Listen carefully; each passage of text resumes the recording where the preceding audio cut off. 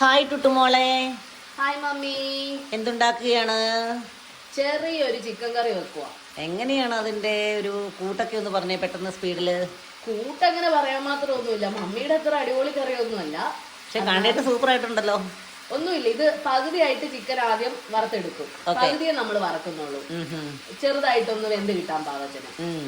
അതുപോലെ തന്നെ അപ്പുറത്ത് നമ്മൾ ഇതിന് വേണ്ട ബാക്കി കുഞ്ഞുള്ളി, സവോള, പിന്നെ ഒരു പച്ചമുളക്, ഒരു തക്കാളി, ഇഞ്ചി, വെളുത്തുള്ളി, പിന്നെ കുറച്ച് മല്ലിയിലയും കൂടെ നമ്മൾ അപ്പുറത്തൊന്ന് ചെയ്തെടുക്കും. എന്നിട്ട് ഇത് രണ്ടും കൂടെ മിക്സ് ആക്കി കഴിഞ്ഞ് കഴിയുമ്പോഴത്തേക്കും തട്ടിക്കൂട്ട് ചിക്കൻ കറി റെഡിയാവും. തട്ടിക്കൂട്ടല്ലേ, സൂപ്പർ ചിക്കൻ ആണല്ലോ.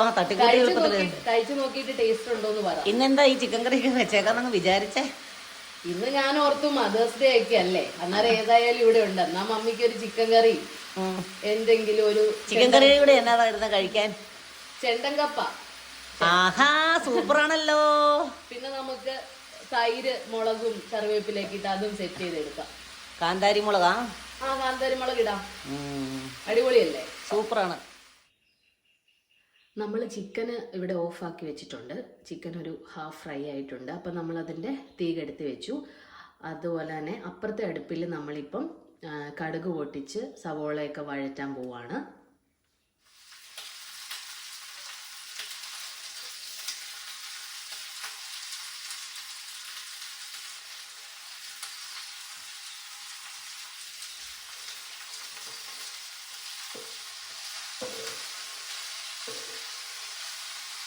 ഇതിപ്പം ഹാഫായിട്ട് വഴന്ന് വന്നിട്ടുണ്ട്, നമ്മൾ സവോളയും ഇഞ്ചിയും വെളുത്തുള്ളിയൊക്കെ ഇട്ടത്.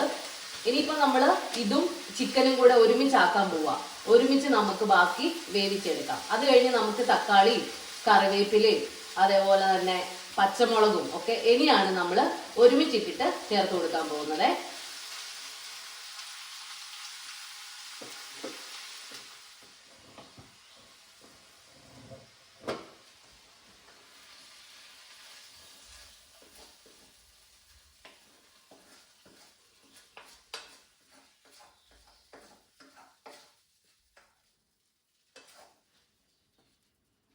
ഇതിപ്പോൾ നമ്മൾ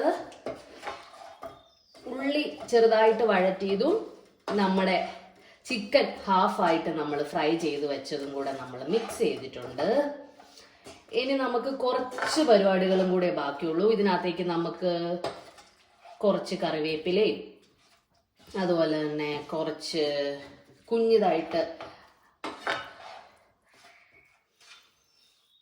ഇതിപ്പോൾ നമ്മൾ രണ്ടുകൂടെ മിക്സ് ചെയ്തേ, സവോള വഴറ്റിയതും അതുപോലെ തന്നെ ചിക്കൻ നമ്മൾ ഹാഫ് കുക്ക് ചെയ്ത് വെച്ചതും ഒക്കെ നമ്മൾ മിക്സ് ചെയ്തു. ഇനി പച്ചമുളക്, തക്കാളി, കറിവേപ്പില ഇതും കൂടെയൊക്കെ ഒന്ന് ഇതിനകത്തേക്ക് ആഡ് ചെയ്ത് കൊടുക്കണം. എന്നിട്ടൊരു സ്വല്പം വെള്ളം ഒഴിച്ച് ബാക്കി വേകാനായിട്ട് വെക്കാവേ. ഒറ്റ പച്ചമുളക് ഇട്ടിട്ടുള്ളൂ, കാരണം നന്നായിട്ട് കാശ്മീരി ചില്ലി ഇട്ടിട്ടുണ്ടായിരുന്നു. അതുപോലെ തന്നെ ഇനി കുറച്ച് കുരുമുളക് പൊടിയും കൂടി ഇടണം. അപ്പോൾ എരിവ് കൂടി പോകാൻ പാടില്ലല്ലോ. അതുകൊണ്ട് ഒരെണ്ണം ഫുള്ളില്ല, ചെറിയ ഒരെണ്ണം എടുത്തിട്ട് ചെയ്തിരിക്കുന്നത് പച്ചമുളക്. തക്കാളി ഒറ്റ ഒരെണ്ണേ ഉള്ളൂ, അത് 4ആയിട്ട് കീറിയിടുക ചെയ്തത്. ഇനിയിപ്പം കുറച്ചൊരു വെള്ളവും കൂടെ ഒഴിച്ചു കൊടുക്കാനുണ്ടേ. എന്നിട്ട് നമുക്ക് നന്നായിട്ട് വേഗം വെക്കണം. നമ്മൾ വെള്ളം ഒഴിച്ചു കൊടുക്കുക. കുറച്ച് വെള്ളം മതി ഇതൊക്കെ ഒന്ന് പാകമായിട്ട് വരാനായിട്ട്.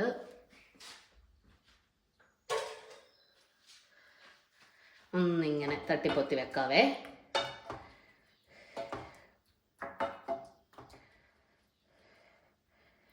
ഒരു 2 കറിവേപ്പിലയും കൂടി ഇട്ടിട്ട് നമുക്കങ്ങ് അടച്ചു വെച്ചേക്കാം. കണ്ടോ, ഇതൂടെ ഇങ്ങനെ അങ്ങ് വെക്കാം.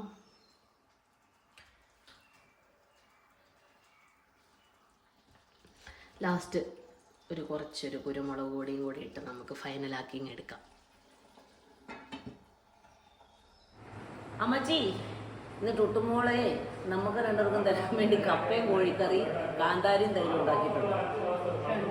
തൈര്, കപ്പ വേവിച്ചത്. അവള് ഇന്ന് മദേഴ്സ് ഡേ ആണ്, അമ്മമാർക്ക് പിള്ളേരെ ഉണ്ടാക്കി കൊടുക്കുക. ഇത് കോഴിക്കറി ടുട്ടുമോളുടെ സ്പെഷ്യലാ. ടുട്ടുമോൾ ഉണ്ടാക്കിയതായിരുന്നത്. നമുക്ക് തരാൻ വേണ്ടിയിട്ട്. കരിവേപ്പിലേനെ അങ്ങ് മാറ്റിക്കളഞ്ഞേക്കാം.